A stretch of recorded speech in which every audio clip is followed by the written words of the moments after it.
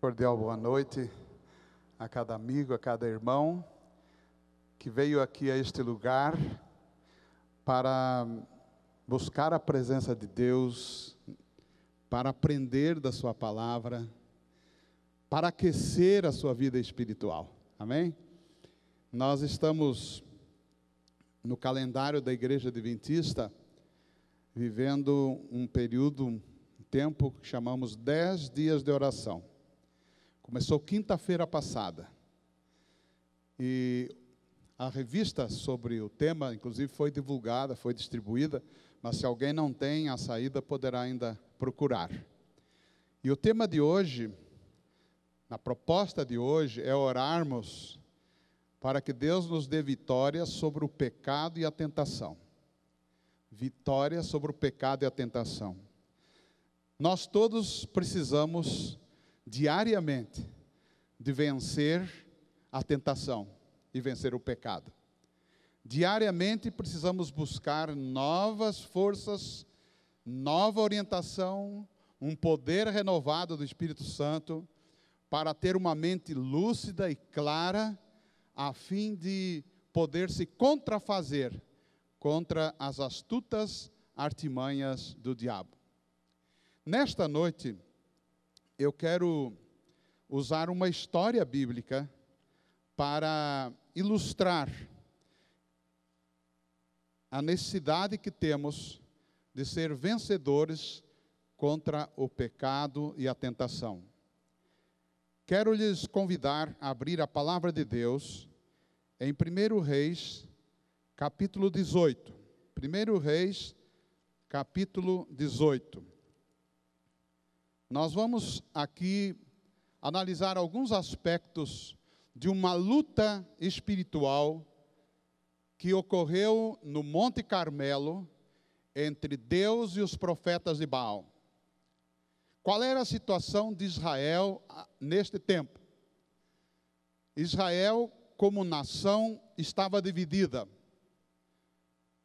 Estava dividida entre as duas tribos que faziam parte do sul, que eram Judá e Benjamim, e as 10 outras tribos ao norte, cuja capital era Samaria. Se você for analisar na Bíblia Sagrada, você vai constatar que a cada vez que um rei morria, se falava sobre a vida espiritual deste rei. Foi um bom rei ou foi um mau rei? Você não encontrará um rei sequer de Israel de quem se diga foi um bom rei. Nenhum. Todos eles apostataram. O primeiro deles foi Jeroboão. E todos os demais deles é dito o seguinte: e fez pior do que Jeroboão. Ou quase todos diz isto. Isto é, o pecado, ele lançou as suas estacas e foi tomando conta do povo.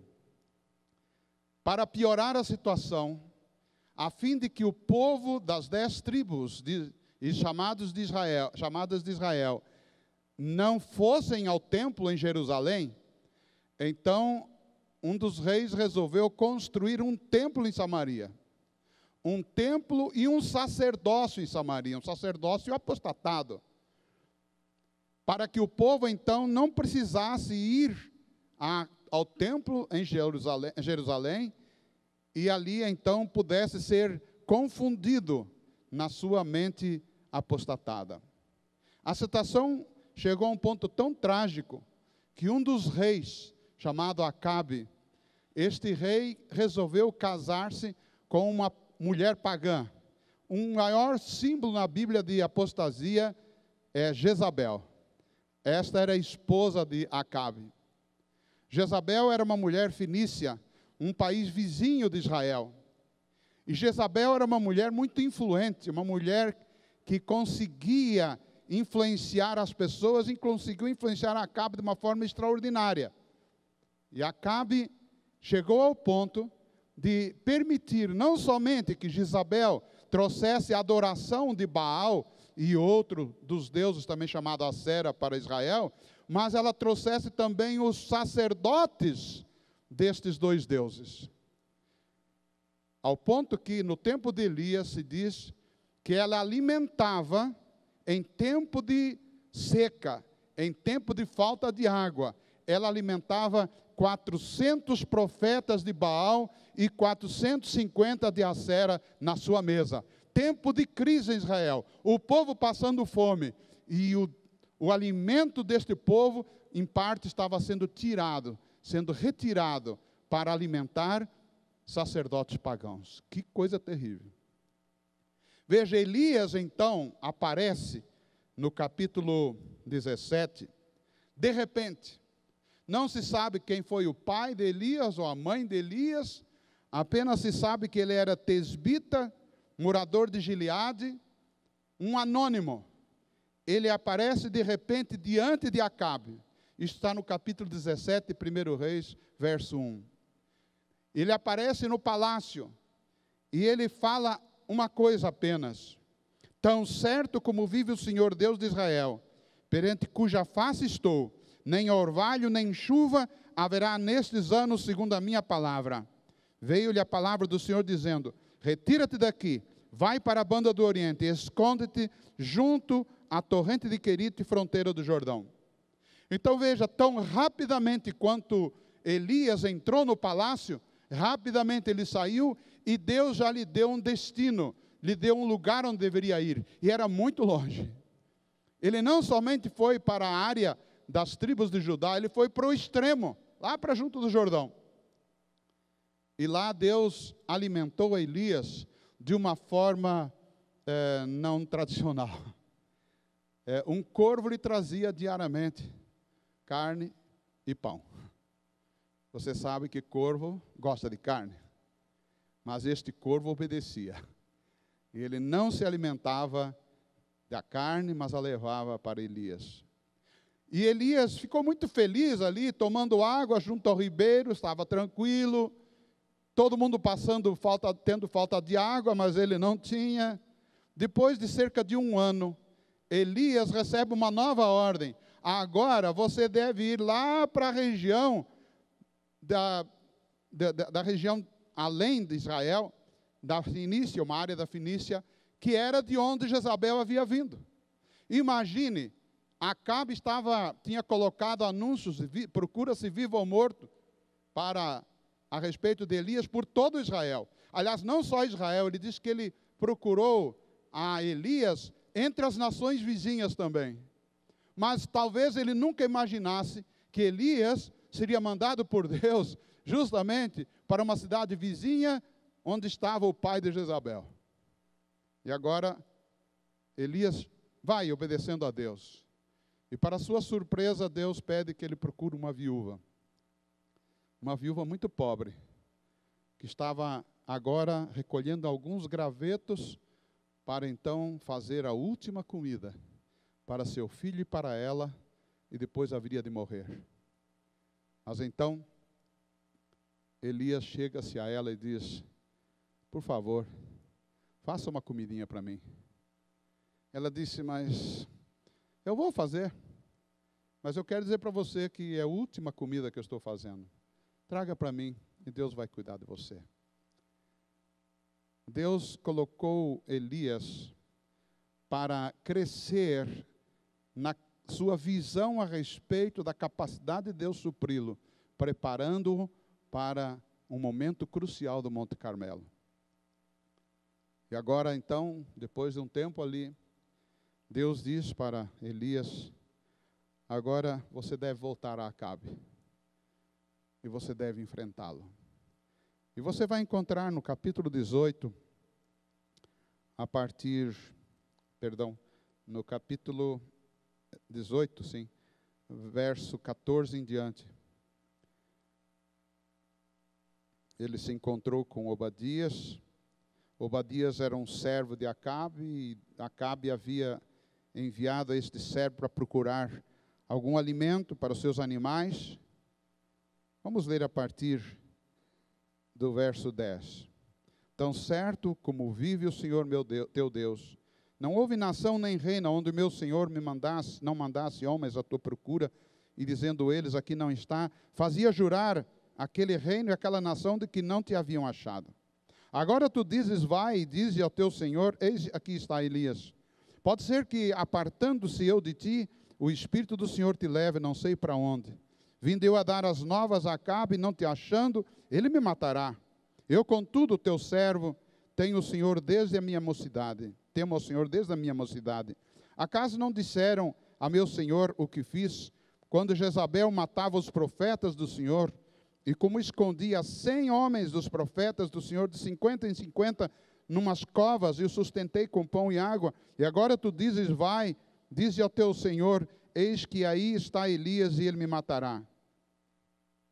E disse Elias, tão certo como vive o Senhor dos exércitos, perante cuja face estou, deveras hoje me apresentarei a ele. Então foi Obadias encontrar-se com Acabe e lhe anunciou, e foi Acabe ter com Elias. E vendo, disse-lhe, és tu o perturbador de Israel? E respondeu Elias, eu não tenho perturbado a Israel, mas tu e a casa do teu pai, porque deixaste os mandamentos do Senhor e seguistes os Baalins. Paremos um pouquinho aqui. Um dos grandes males do pecado é justamente atribuir aos outros aquilo que o pecador está vivenciando. E foi isto que fez Acabe. Acabe, ele quis atribuir a Elias aquilo que era a sua responsabilidade pessoal. Mas Elias, veja bem, ele não foi ao encontro de Acabe, ele pediu que Acabe viesse ao encontro dele. Já ali começava uma disputa de posição. Quem é que realmente influencia quem? E Elias decidiu que seria ele, segundo a ordem de Deus, a pedir que Acabe viesse ao encontro dele. E Acabe veio. E Elias continuou a determinar como seria o programa dali em diante. O verso 19, agora, pois, manda juntar a mim todo Israel no Monte Carmelo, como também os 450 profetas de Baal, os 400 profetas do poste ídolo que comem da mesa de Jezabel. Então, verso 20, enviou Acabe mensageiros a todos os filhos de Israel e ajuntou os profetas no Monte Carmelo. De agora em diante, nós vamos aqui destacar, e esse é o objetivo da mensagem desta noite, 6 elementos básicos para que nós tenhamos o fogo, o poder de Deus. No Monte Carmelo, houve uma disputa entre o Deus Jeová e os Baalins e os demais deuses. E ali ficou claro quem é Deus. O objetivo de Deus é que, assim como desceu fogo naquele lugar, também, nestes últimos dias, venha Deus a trazer o seu fogo sobre o seu povo. Elias é um representante dos tempos dos últimos dias. Porque Elias viveu num tempo de grande apostasia, como nós vivemos hoje. Elias viveu num tempo de misticismo religioso, como nós vivemos hoje. Elias viveu num tempo em que o povo de Israel, o povo de Deus, muitos do povo de Deus, a maioria, eles iam atrás de todas as ideias, eles não se submetiam à ideia única de Deus. Ali estava Acabe, e eles se submetiam ao comando de Acabe. Deus queria libertá-los, como quer libertar a cada um de nós. Elias, ele foi trasladado, sem passar pela morte. E ele representa o povo de Deus, que estará vivo na volta de Jesus Cristo. E assim como Elias provocou um reavivamento em Israel, assim, o segundo Elias, profetizado em Malaquias, nos últimos dias viria Elias, ele haveria de fazer a mesma coisa, converter o coração dos pais aos filhos, e o coração dos servos aos seus senhores e vice-versa. Então, nós ao olharmos agora esta história, temos que olhar em uma dimensão mais ampla. Não somente aquilo que aconteceu no Monte Carmelo, mas aquilo que pode acontecer em nosso meio, se nós permitirmos que Deus dirija a nossa vida. Vitória sobre a tentação e o pecado. Como obter a vitória sobre a tentação e o pecado? Elias deu uma receita que serviu naquele tempo e serve para mim e para você hoje. Eu quero pedir a sua consideração, portanto, para 6 elementos básicos desta história. O elemento número 1. Antes disto, Elias faz uma pergunta. Sim, porque Deus sempre está procurando inquirir-nos a respeito daquilo que nós realmente queremos. E ele faz uma pergunta: até quando, verso 21, cocheareis entre 2 pensamentos? Outras traduções dizem: até quando vocês vão ficar numa encruzilhada entre os caminhos e indecisos sobre qual caminho tomar?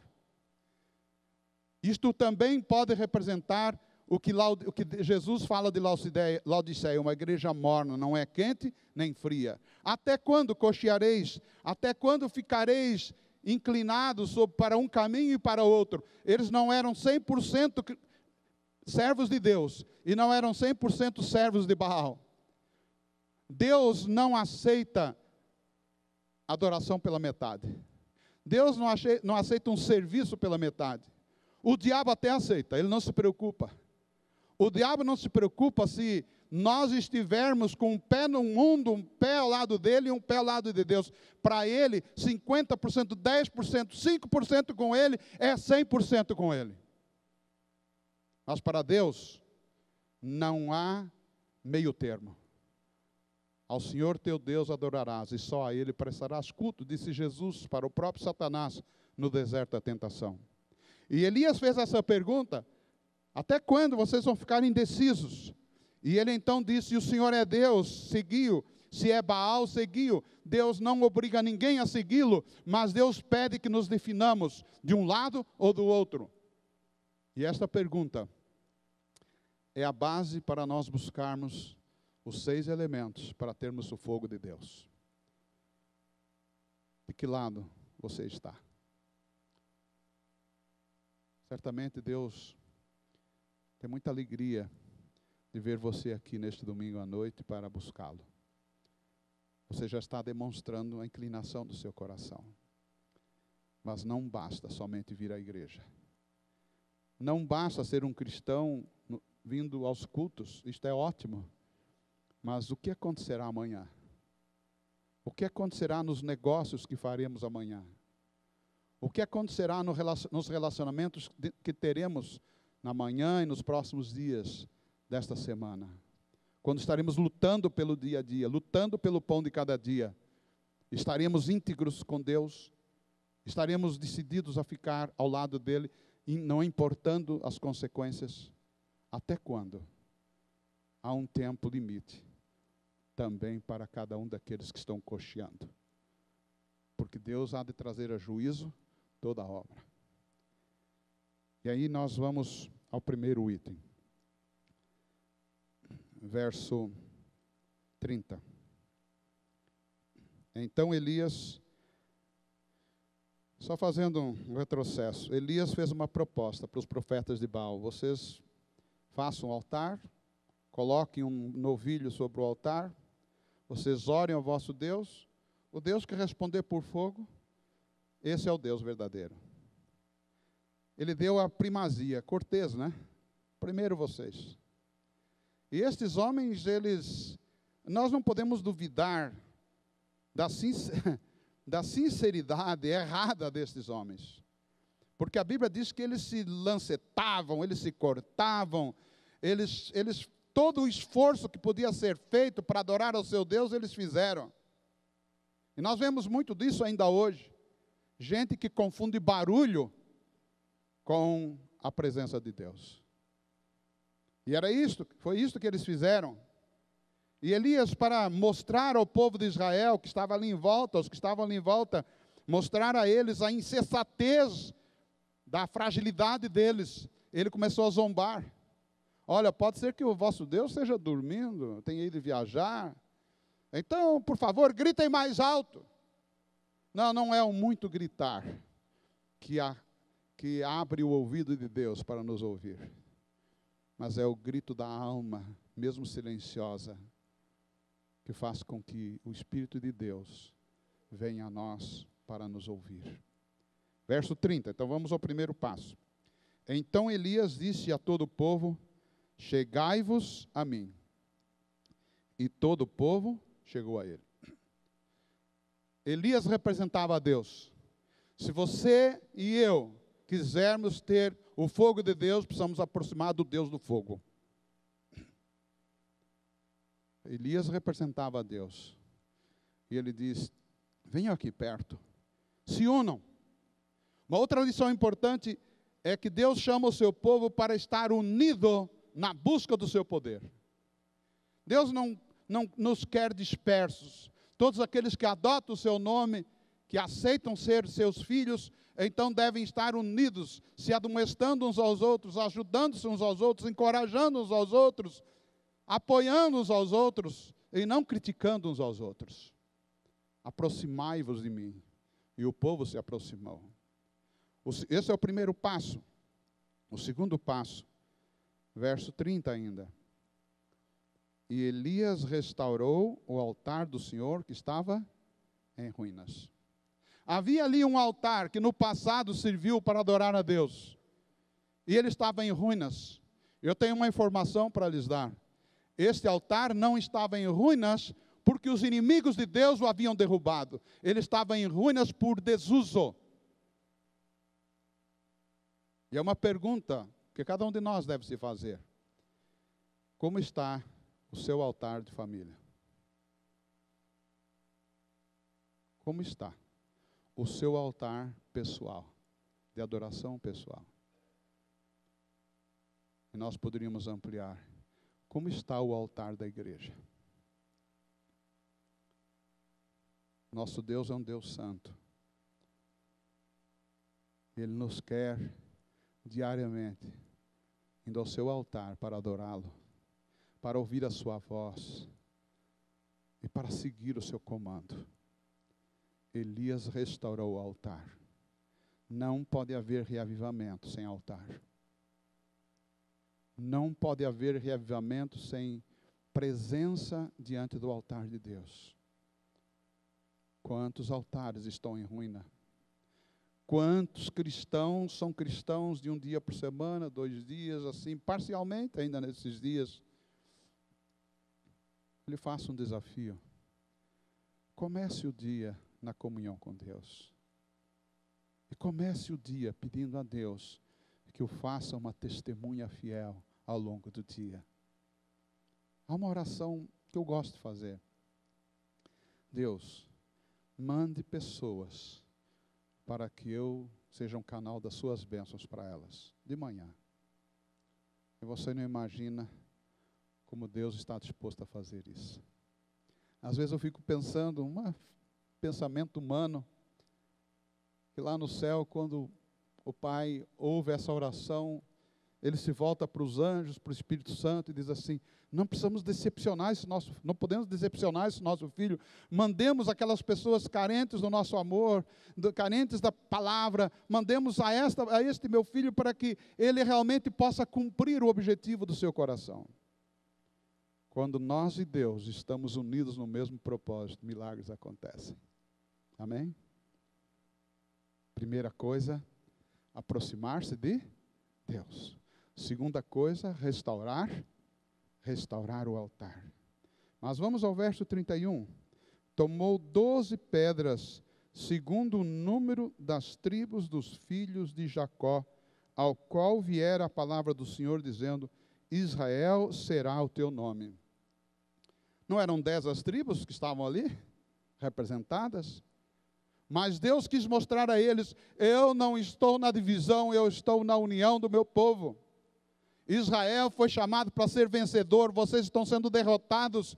As 12 pedras representavam um altar com os esforços de todos e com a presença de todos.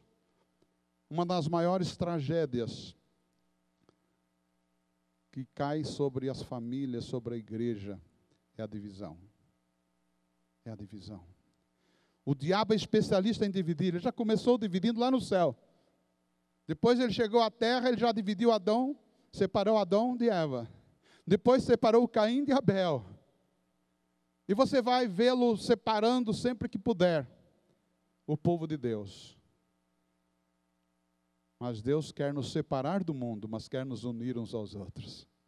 A oração de Jesus Lá em São João 17 foi: Pai, eu oro para que todos sejam um, assim como tu e eu somos um. Mas sabe o que tinha acontecido algumas horas antes, poucas horas antes? Os discípulos estavam brigando sobre qual deles era maior do que o outro. Você percebe quanta dor havia na oração de Jesus? Pai, eu oro para que todos sejam um, Pai. Assim como tu e eu somos um. Esse é o modelo. Pai, eu não oro somente por estes, eu oro por todos os que vierem a crer em Ti ao longo das eras. Ele orou por você e por mim. Ele orou para o seu povo hoje, pela unidade do seu povo.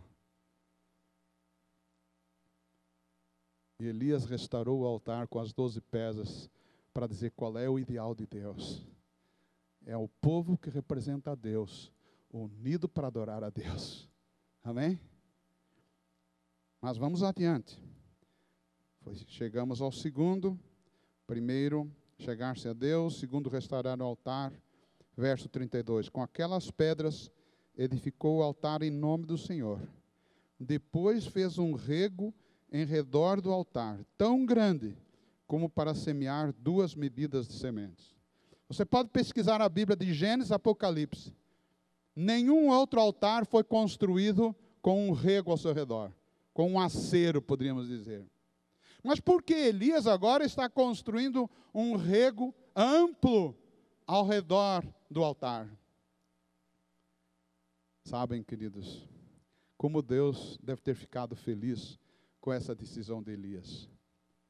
Porque Elias estava dizendo para todo o povo: o fogo vai vir, e vai vir de tão intenso que eu tenho que controlá-lo.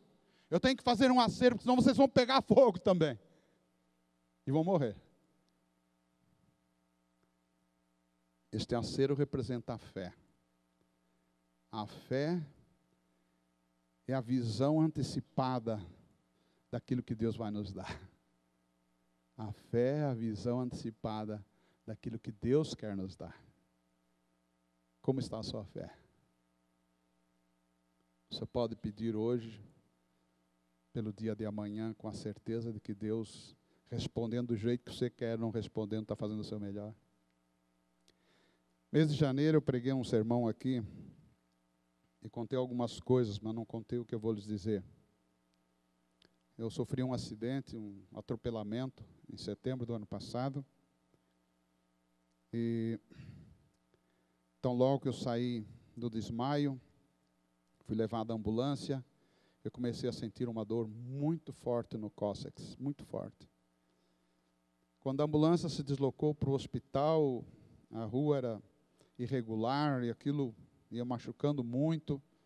Pedi que eles pusessem uma almofada, eles não podiam fazer isso. Cheguei ao hospital, me sedaram para dar pontos aqui na minha testa, deram 10 pontos aqui, para fazer tomografia, porque é um exame que você vira a pessoa de ponta cabeça, e eu estava todo machucado, fraturado em 6 lugares do corpo.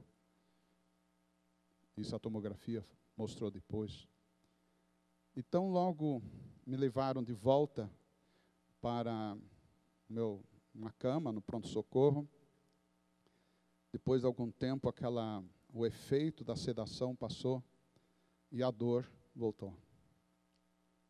E eu chamei os enfermeiros, eles não me ouviram, eu ouvia vozes, eu não conseguia enxergar quase nada, estava tudo fechado nos meus olhos. E chamei, não atenderam, eu gritei, e veio alguém e eu disse: olha, por favor, vê se você consegue me ajudar, eu estou com muita dor. E o enfermeiro disse assim: senhor, nós estamos fazendo o melhor que podemos, curto e seco. Eu tive uma prima que faleceu naquele hospital, depois de um acidente, esperando 5h30 por atendimento, e morreu com hemorragia interna. E eu lembrei disso na hora. Disse para ele: olha, tem uma prima que morreu nesse hospital, não me deixe morrer. E ele disse assim: já lhe falei, estamos fazendo o nosso melhor. Eu pensei assim: eu acho que ele precisa de uma autorização do médico para me dar um remédio, para tirar a dor. Acho que ele não pode fazer nada mesmo. Mas eu vou falar com Deus. Me veio uma ideia que eu nunca fiz isso, nunca tive a ideia de fazê-lo. Eu pensei assim, eu vou orar em voz alta, porque eu quero que eles saibam com quem eu estou falando. E comecei a falar com Deus. Nunca fiz a oração daquele jeito, foi falar mesmo. Falei, meu Deus, você é o Deus soberano, você pode todas as coisas. Você pode me tirar a dor, se o Senhor quiser, puder. Se o Senhor quiser e for para o meu bem, o Senhor vai fazer isso. Jesus Cristo, você curou tantas pessoas, vem aqui do meu lado. Espírito Santo, você é o Consolador. Falei com o meu anjo, eu falei com o céu inteiro. E a dor foi passando, passando. E eu nunca mais tive dor. Nunca mais. Eu passei 45 dias num hospital, numa cama, sem sentir dor nenhuma. Eu fraturei 2 costelas. A minha médica falou, como é que você não pode ter sentido dor? Costela dói muito. Eu falei, não senti dor. Eu fraturei a bacia em 2 lugares. E assim foi. E ao estudar esse assunto, eu me lembrei. Deus me permitiu naquele dia fazer o meu acero. Para glorificar a Deus. Estou glorificando agora também. Sabe, quando a gente busca a Deus, a gente tem que se esvaziar do eu. Esvaziar 100%. Eu não mereço nada, mas Deus pode tudo. Elias fez um acero, uma coisa maluca, fazer um acero para evitar que o fogo fosse demais. Imagine. Mas essa foi a terceira. Primeiro você tem que se aproximar de Deus, depois restaurar o altar da família, o altar pessoal, o altar da igreja, somos todos nós. Depois então você exerça a sua fé antecipada. Tem a visão da grandiosidade e da resposta de Deus. Quarto. Verso 33. Então armou a lenha. Todo o sacrifício tinha lenha. Você sabe, o fogo é proporcional à quantidade de lenha. Você já viu aquele pensamento? Muita oração, muito poder, pouca oração, pouco poder, nenhuma oração, nenhum poder. Aquele altar tinha lenha. Lenha em si não pode fazer muita coisa. Mas se esta lenha estiver sobre o altar de Deus, vai pegar fogo. A nossa vida vai pegar fogo. Oração. Restaurou o altar. Se aproximou de Deus, restaurou o altar. Exerceu a fé. A fé no invisível. Então você pode lançar a mão da oração, porque Deus está com os ouvidos aguçados para lhe ouvir. Quinto elemento, no mesmo verso. Dividiu o novilho em pedaços. Por que não inteiro? O sacrifício do novilho envolvia o corte do novilho. Sabe, Deus às vezes precisa fazer alguns cortes em nossa vida para quebrar o eu, né? Para destruir a arrogância, a presunção, a vaidade. Essas coisas nos impedem a Deus de pôr o seu fogo na sua totalidade em nossa vida. O novilho precisou ser cortado, como cada um de nós precisa. Como diz o apóstolo Paulo em Romanos 12, né? Apresentai-vos a Deus como sacrifício vivo, santo e agradável a Deus. O novilho morreu, mas Deus pede que cada um de nós seja vivo, uma oferta viva, mas é em sacrifício vivo. É mais fácil morrer por Jesus em 1 minuto do que dar 90 anos de vida para Ele. Cada dia. A Sarah White tem um pensamento que eu aprecio muito, diz assim: cada dia que passa, sem que Cristo tenha tido permissão para entrar na alma, esse é um dia perdido. Quantos dias perdidos nós tivemos, ou temos tido? Então, primeiro, repetindo, nós precisamos nos apresentar diante de Deus, nos aproximar de Deus. Segundo, nós precisamos restaurar o altar. Terceiro, nós precisamos exercer a nossa fé. Quarto, nós precisamos lançar mão da oração, que é o diálogo com Deus. Quinto, nós precisamos, então, quebrar o eu. A oração e quebrar o eu.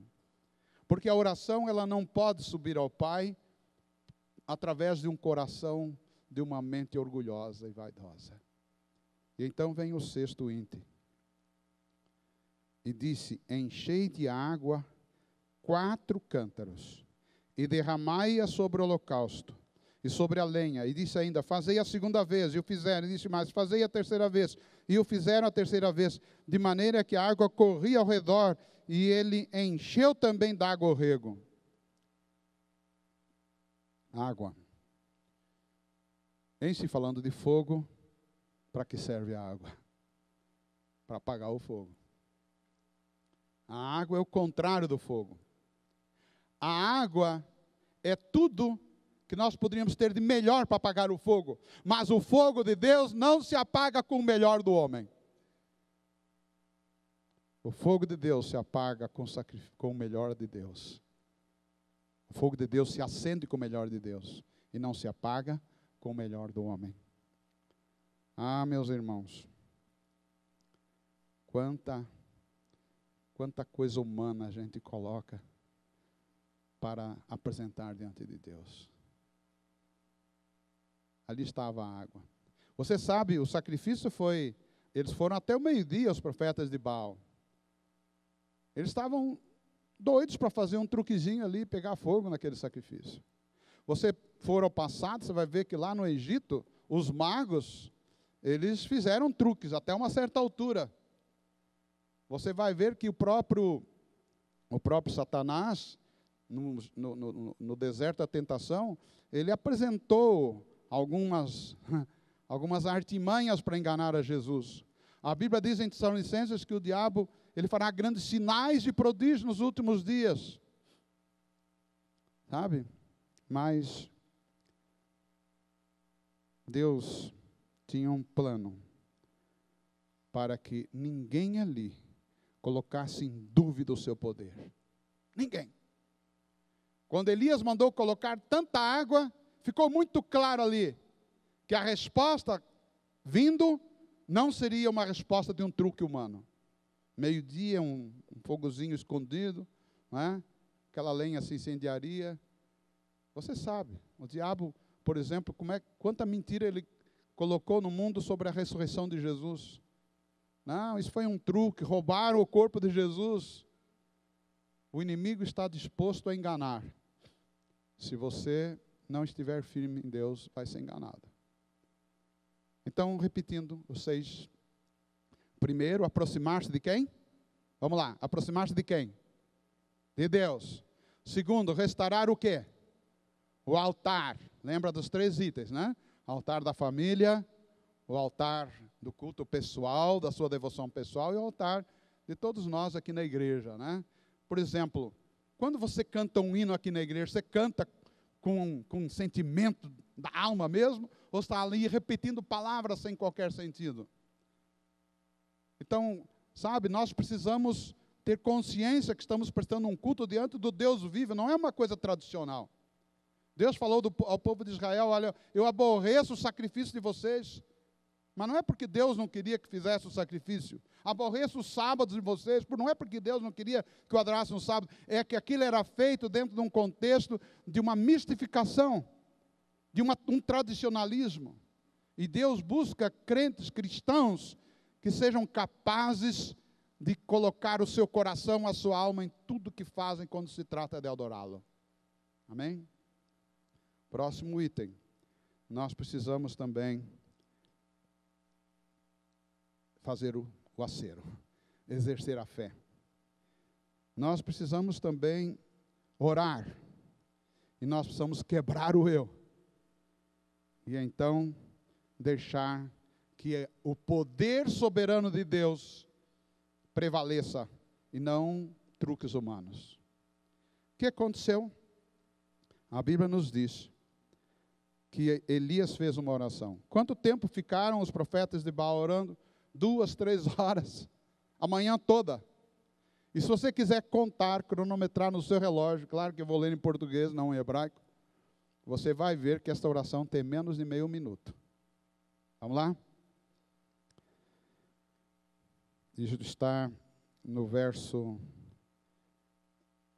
36, no meio do verso 36. Ó Senhor, Deus de Abraão, de Isaque e de Israel, fique hoje sabido que Tu és Deus em Israel, e que eu sou o Teu servo, e que segundo a Tua palavra fiz todas estas coisas. Responde-me, Senhor, responde-me para que este povo saiba que Tu, Senhor, és Deus, e que a Ti fizestes retroceder o coração deles. Eu sempre que conto isso dá 25 segundos, no máximo 30. Não foi o tempo. Elias foi um homem de oração durante muito tempo antes. Agora era o momento de manifestação do poder de Deus. E Deus não estava procurando a multiplicação de palavras. Mas se você for olhar a oração dele, que oração extraordinária.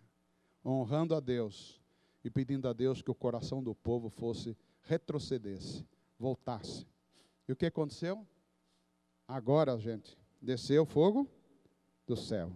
Verso 38. Consumiu o holocausto, a lenha, as pedras e a terra, e lambeu a água que estava no rego.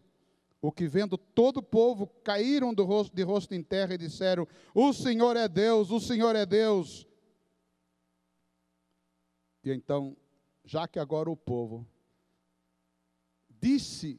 fez a sua profissão de fé, Elias lhes deu uma tarefa.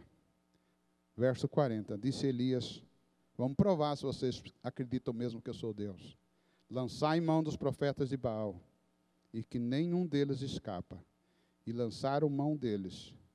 E Elias os fez descer ao ribeiro de Quizão, e ali os matou. Se você for à pergunta do verso 21, até quando cocheareis entre dois pensamentos? No final diz assim: porém o povo não respondeu nada. Elias fez uma pergunta: até quando vocês vão ficar em cima do muro? E o povo diz assim: não nos pergunte, que não nos queremos comprometer. Mas agora Elias diz assim: lança em mão desse povo e vamos lá. E agora o povo se comprometeu, o povo se envolveu. Queridos, depois que o fogo de Deus desce sobre nós, a diferença acontece. Se você for observar, a próxima oração que Elias faz é para que venha a chuva. 25, 30 segundos, uma oração. E agora Elias orou uma vez e nada. Orou 2, nada. E assim 5, 6 vezes. Até que na 7ª, uma pequena nuvem do tamanho da mão de um homem, o servo dele viu no céu. E ele avisou Elias: corra para casa porque está vindo a tempestade. Sabe? Para que Elias não se envaidecesse, Deus decidiu pedir que ele esperasse um pouco mais para a resposta. Senhor, em 30 segundos eu resolvo tudo. Calma, vamos lá. Agora você vai pedir por mais tempo.